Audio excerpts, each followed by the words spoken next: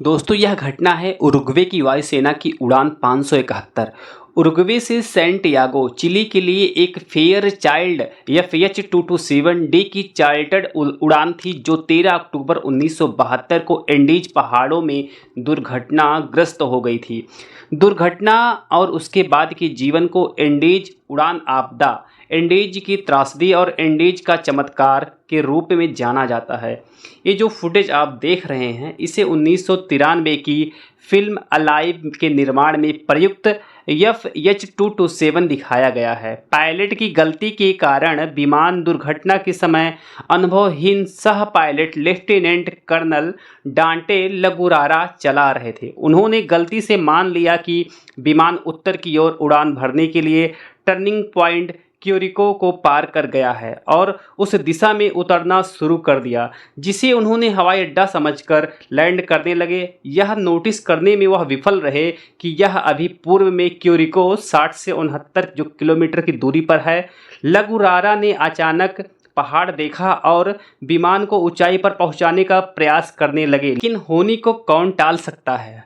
और उनका विमान एक पर्वत श्रृंखला से टकराया जिसमें विमान के 2 टुकड़े हो गए। आगे का भाग ग्लेशियर से फिसलकर आगे का जो पार्ट था वो ग्लेशियर से फिसलकर 350 किलोमीटर प्रति घंटा की रफ्तार से नीचे फिसलने लगा। उस दिन विमान में 45 यात्री और चालक दल सवार थे। चालक दल के 3 सदस्यों और 9 यात्रियों की तुरंत मृत्यु हो गई और बाकी कुछ लोगों की मृत्यु कड़ाके की ठंड और चोटों की गंभीरता के कारण खोज और बचाव अगले कई दिनों तक चलता रहा। खोज और बचाव विमान अगले कई दिनों तक कई बार दुर्घटना स्थल के ऊपर उड़ान भरती रही, लेकिन सफ़ेद बर्फ से ढके होने के कारण विमान के सफ़ेद भाग को नहीं देख सके। लगभग 8 दिनों की खोज के बाद इस अभियान को बंद कर दिया गया।